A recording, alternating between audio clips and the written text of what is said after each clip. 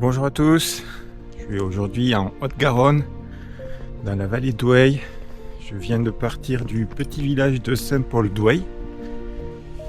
Et donc aujourd'hui, je vous propose de m'accompagner sur une randonnée d'une quinzaine de kilomètres en boucle, avec un point culminant au sommet d'Antenac. Le dénivelé positif devrait être de 8 à 900 mètres et on va voir rapidement de la neige fraîche sous les raquettes. Il a pas mal neigé ces derniers jours à basse altitude. On est pourtant 16 mars aujourd'hui et on a l'impression que c'est l'hiver qui commence.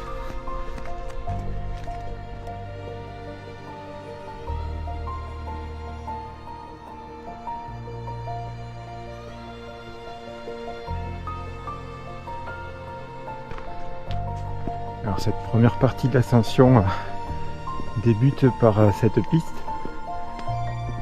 que je vais suivre à peu près jusqu'à atteindre la crête, longue crête que je vais ensuite poursuivre jusqu'au sommet d'Antenac.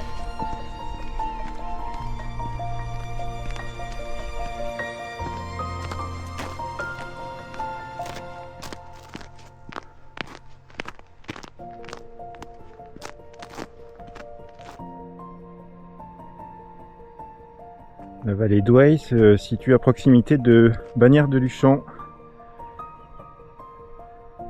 Donc on peut voir en face le Céciré, le pic qui domine la station de Luchon-Super-Bagnères.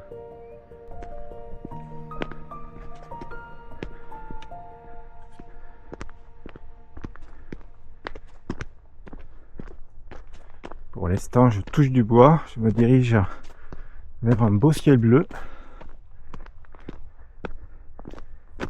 Prévision météo ce matin était plutôt bonne pour le sommet d'Antenac, avec quand même un changement de temps prévu en milieu d'après-midi et des chutes de neige annoncées.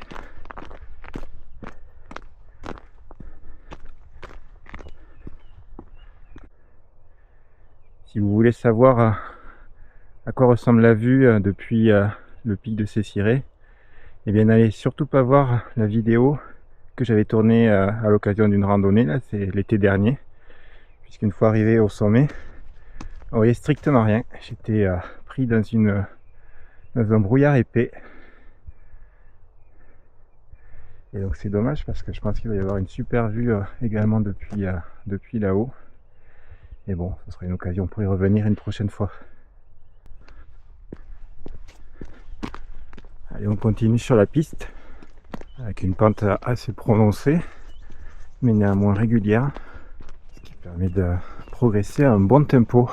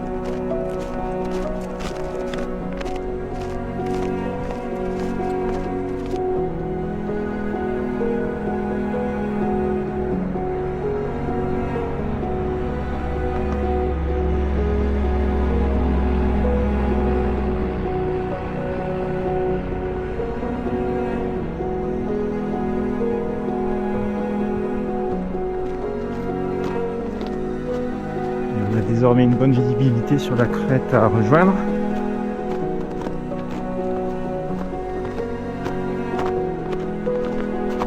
janvier, la neige a complètement recouvert le sentier.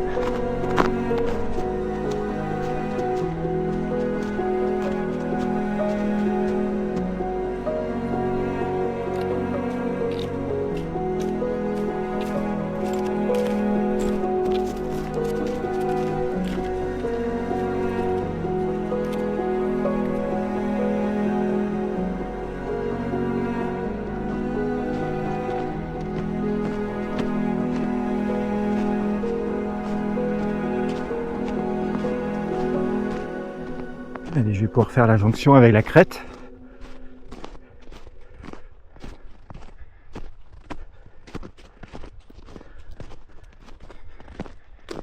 Encore quelques hectomètres avant de réellement l'atteindre.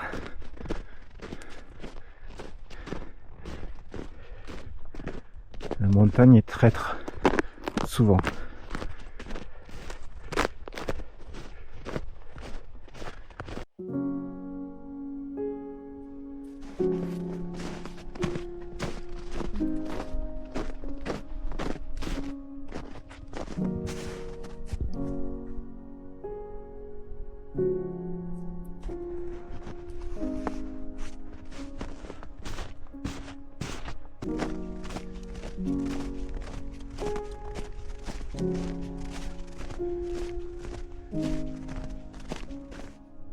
Un beau point de vue sur la station de Super-Bagnères avec, si je me trompe pas, la piste record. C'est une piste rouge quasiment toute droite, bien pentue.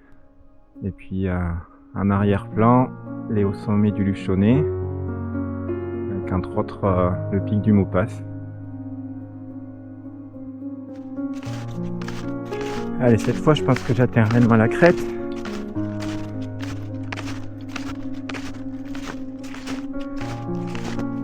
Le cap de Salière, à 1736 mètres d'altitude.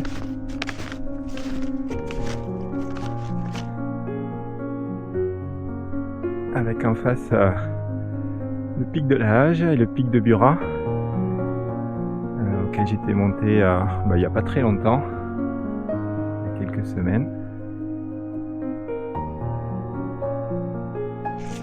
Et on va poursuivre donc le long de la crête jusqu'à atteindre le sommet d'Antenac. C'est à peu près 1h15 que j'ai démarré la randonnée. J'ai fait 600 mètres de D+. Parcouru pas tout à fait 5 km.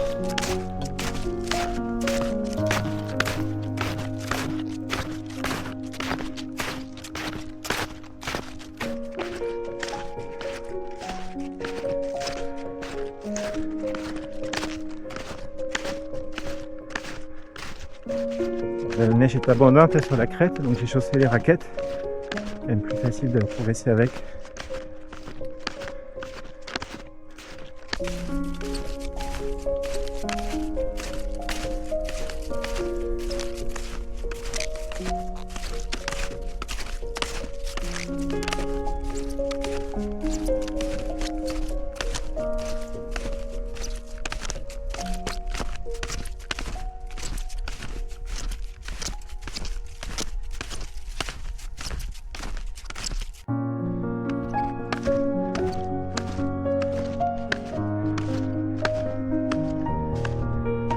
On va s'apercevoir le sommet d'Antenac, donc tout au bout là de la crête. C'est pas très compliqué niveau orientation.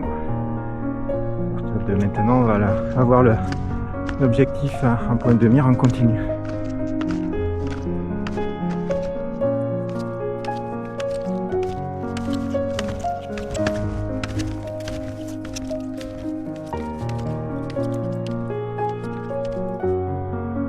En face, le col de Peilleresourde qui relie Bagnères de Luchon à Loudanvielle et qui est aussi le point d'accès à la station de ski de Péragude. On devine, vous voyez peut-être pas sur la vidéo, mais on devine les télésièges qui permettent d'atteindre le sommet de la station.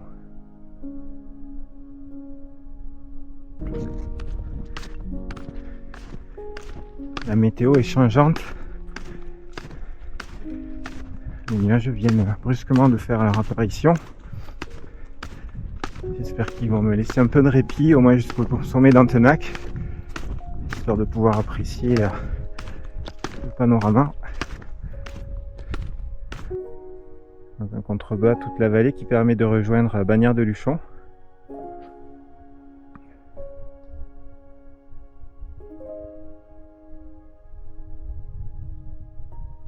Le sommet d'Antenac n'est plus très loin.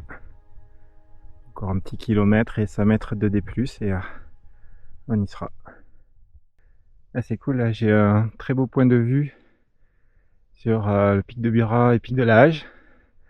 Ça me permet de retracer une bonne partie du parcours que j'avais réalisé en courant janvier, avec cette rando qui m'avait fait partir de Gau de Luchon. On voit le petit village là, monter jusqu'à la cabane de Salode et puis poursuite jusqu'au pic de la Hage et le pic de Bura. Et puis là on a une belle vue aussi sur toute la crête qui redescend depuis le pic de Bira jusqu'au pic de Maupas.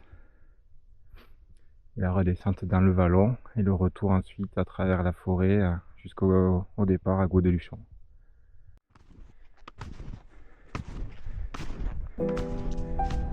J'imagine là c'est une intersection qui permet de redescendre dans la vallée. Et moi je poursuis sur la crête. Je pense qu'il y a bien 30 cm de neige fraîche, parfaitement poudreuse.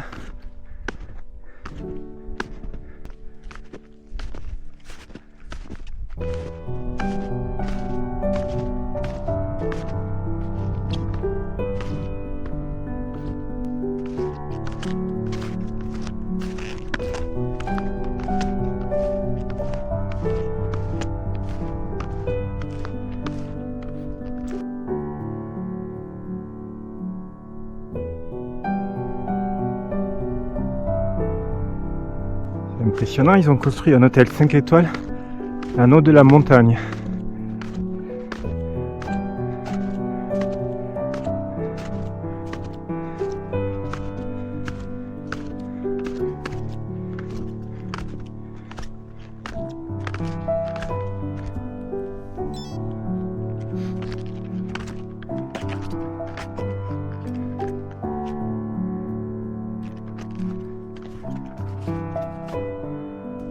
Mine de rien, c'est quand même un petit effort pour rejoindre le sommet de cette crête quand elle est recouverte de cette neige poudreuse. Je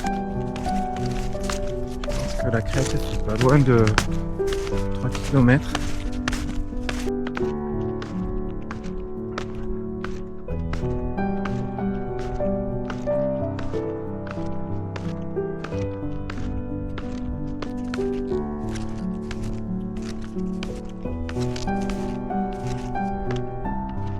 Bon, il faut pas être trop exigeant.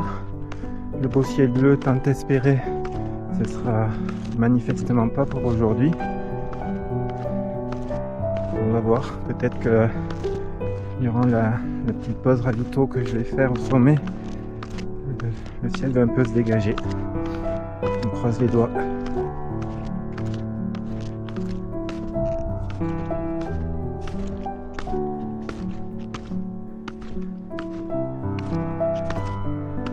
Et voilà le sommet d'Antenac.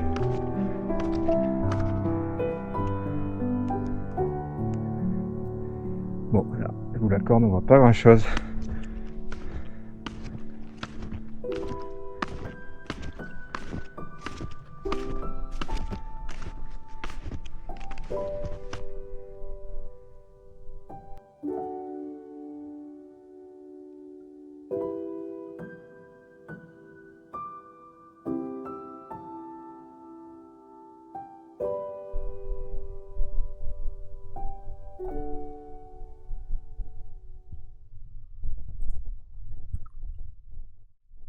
À défaut d'avoir une belle vue, je vais quand même en profiter pour bien me ravitailler.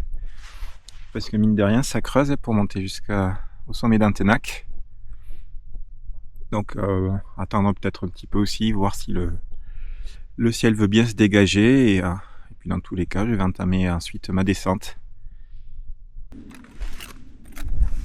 Alors pour la descente, je ne vais pas reproduire l'erreur de la randonnée du plat de mon camp, où j'avais fait la descente à plutôt bonne allure dans la neige avec les raquettes. Et je pense que c'est ça qui m'avait occasionné par la suite les douleurs au mollet, qui m'ont contraint à un repos forcé pendant un bon mois. Donc là je vais mettre les crampons.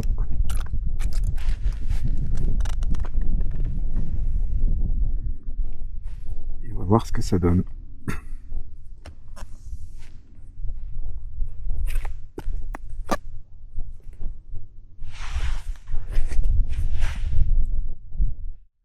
Bon, je pense pas qu'on puisse revoir le soleil aujourd'hui.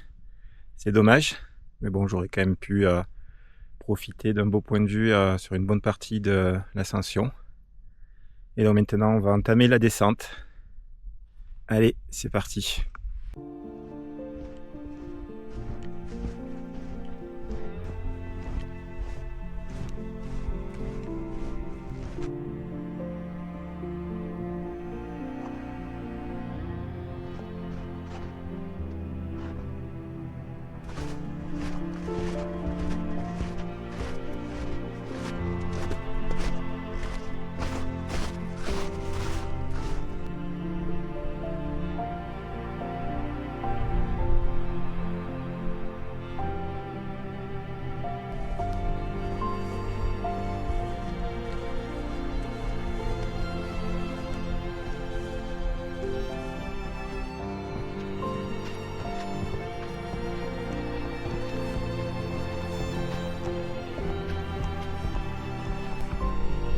En contrebas, le petit village de Saint-Paul-d'Ouey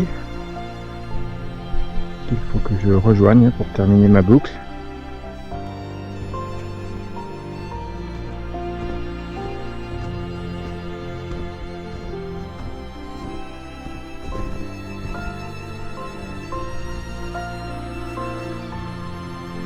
Donc le sommet d'Antenac est bien caché par les nuages.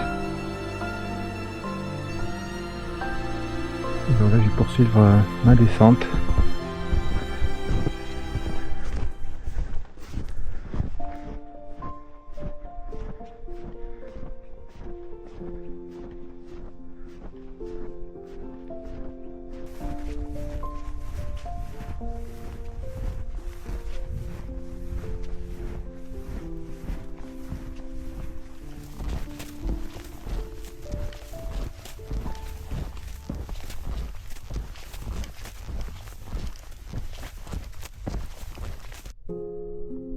Ben heureusement qu'on a inventé le GPS. Parce que là vraiment, je sais pas où je suis. Je suis la trace sur ma montre. On va bien voir où ça m'amène. Bon ça va, je suis pas encore complètement perdu. Allez, on poursuit. Il y a beaucoup de neige là.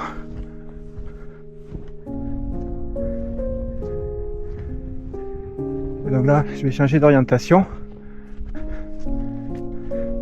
Et donc prendre sur ma gauche et suivre mes règnes.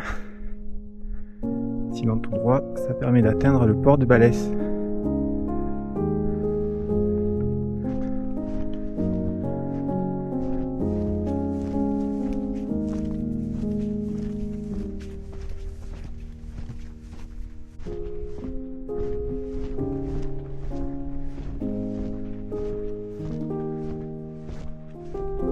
Avoir un peu plus de visibilité, tant mieux, parce que là c'est la partie de la descente la plus raide que je vais entamer.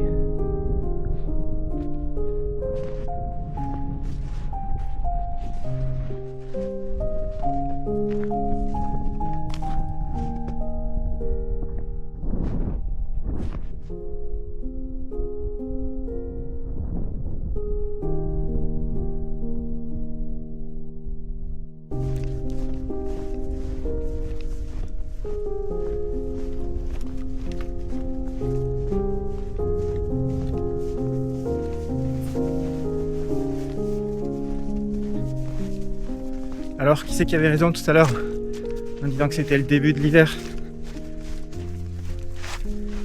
Vous me croyez maintenant?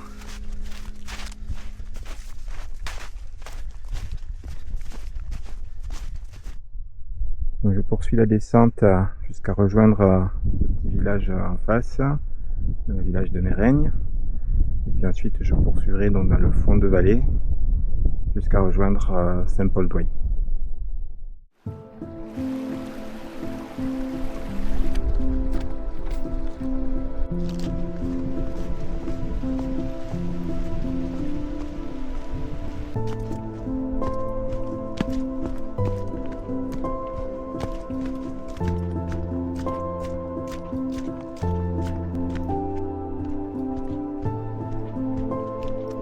Je viens de rejoindre une large piste pour terminer le circuit,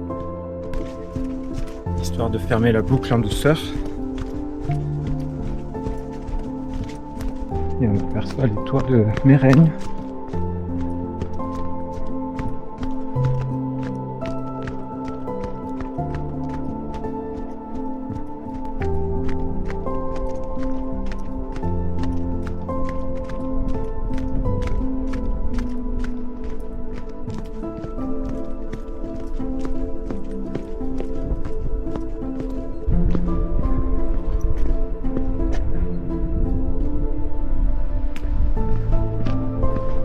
Petite portion de route là, mais pas très longue il me semble. Juste le temps de traverser le village.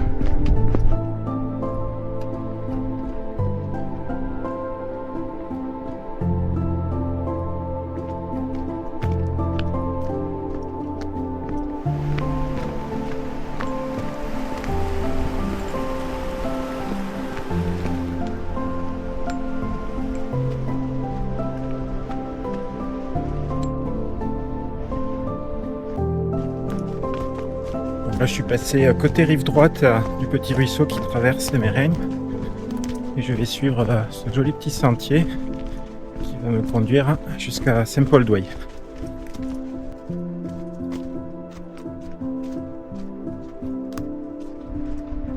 On arrive au bout du sentier, il reste 300 ou 400 mètres avant de rejoindre le village qu'on voit en face. Et me voilà de retour à Saint-Paul-d'Oueil, donc je viens de terminer cette petite rando. Au niveau des chiffres, j'aurais parcouru 17 km pour quasiment 900 mètres de D+. J'ai fait un petit peu plus que prévu initialement, puisqu'à partir du village de Mérègne, j'ai coupé de l'autre côté du ruisseau, ce qui a rallongé quelque peu, mais ce qui m'a permis de poursuivre sur le sentier plutôt que la route. Donc au final, je pense que c'était une belle rando. Je pense que c'était difficile de trouver mieux aujourd'hui. Je savais que les conditions météo allaient se dégrader là, en début d'après-midi. Par ailleurs, on avait un risque avalanche de 3 sur 5 sur à peu près toute la chaîne des Pyrénées au-delà de 2000 mètres. Donc pas facile de trouver un circuit sur lequel on puisse avoir un beau point de vue, faire une boucle et évoluer dans la neige en toute sécurité. Et du coup, je pense que je l'ai trouvé. C'était vraiment le circuit parfait pour aujourd'hui. Bon, bien sûr, un peu déçu de ne pas avoir eu le privilège d'avoir le soleil au sommet d'Antenac. Mais bon, on ne peut pas tout savoir. Et malgré tout, j'ai quand même eu un super temps et un très beau point de vue sur la partie la plus intéressante du parcours. Voilà, donc comme vous pouvez le voir, il commence à neiger. Donc je vais aller vite me mettre au chaud. Je pense qu'on va avoir un hiver très rude. Et puis surtout, je vous dis à très vite pour de nouvelles aventures. Ciao, ciao!